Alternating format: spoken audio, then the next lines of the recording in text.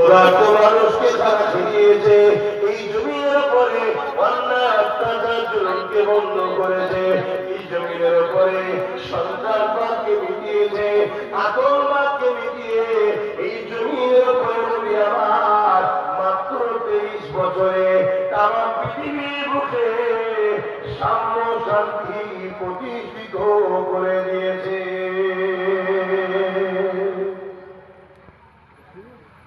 আমাদের কি এগুলো কাজ নয়? আমাদের কাজ। আল্লাহ নবী নামাজ পড়েছে, আমাদের পড়তে হবে। অপরদিকে নবী যেমন ক্ষুধার্ত মানুষকে খানা খাইয়েছে, ওটা কি কাজ নয়? ওটা তো করতে হবে। আল্লাহ নবী রোজা রেখেছে, আমাদের রাখতে হবে। অপরদিকে নবী বিধবাদের অধিকার দিয়েছে, আমাদের দিতে হবে না? আল্লাহ নবী হজ করেছে, আমাদেরকে করতে হবে।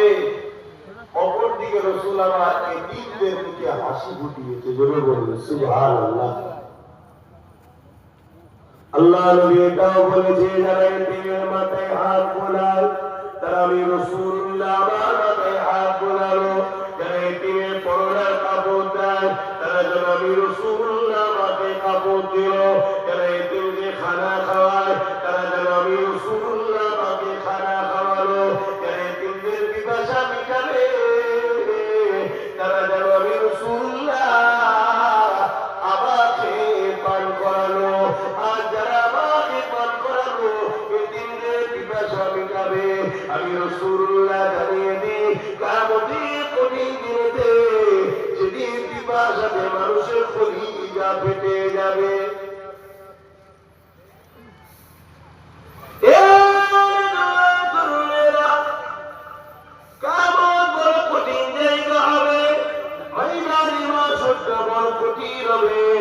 আমরা শুনছি কিয়ামত কিয়ামত কিয়ামত ময়দানে মাশর কিয়ামত হবে।